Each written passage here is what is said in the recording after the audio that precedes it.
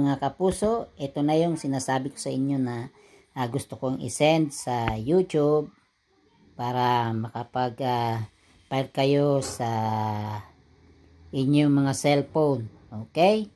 Ayan. Yan yung umpisa.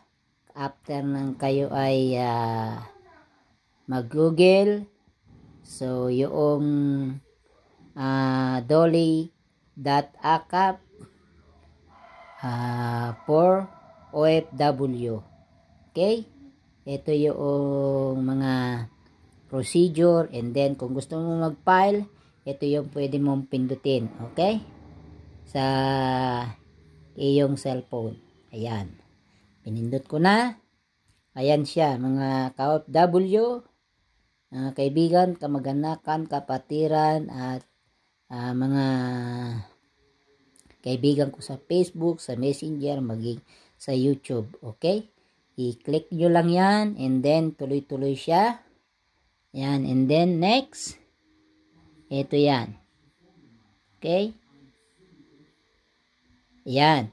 Lumabas na dyan yung last name, first name, middle name, and then after that, may nakalagay na suffix, your answer,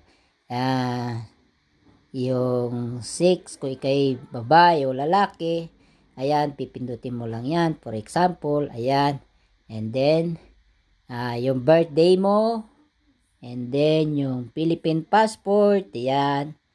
Maging yung expiry date. Ayan. Lagay. Contact number. Ayan. Email address. Ayan. Okay? And then, yung Facebook account mo kung meron. And then, kung saan ka bansa naroroon, or kung nandito ka sa Spain, ito yung iyong isa-sign. Ayan. Okay?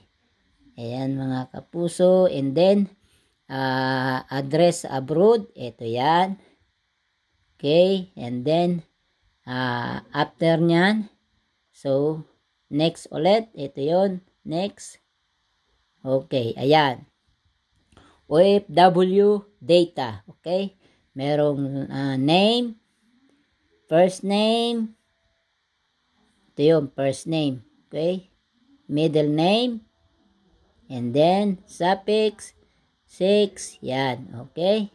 Then, after na inyong mapilapan yan, ang kasunod na yan ay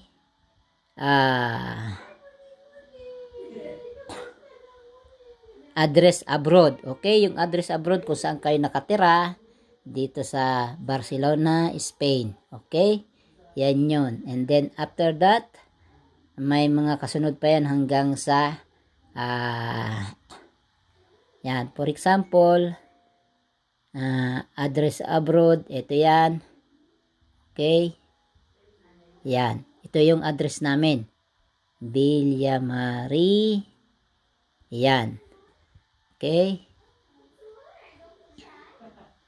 Okay, for example, 55. I know. Yan. 55.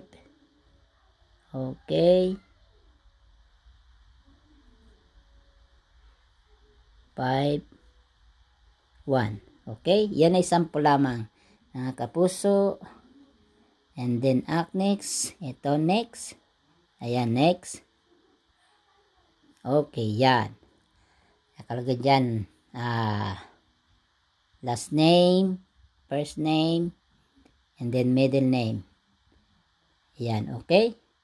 And then, pagkatapos nyan is, meron pang mga ibang mga requirements dyan. After nang yan ay ma-fill upan nyo. Yan.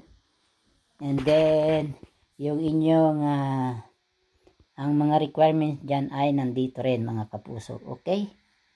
Ayan. Yan yung mga pangalawang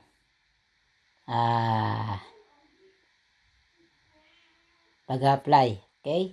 Sa internet.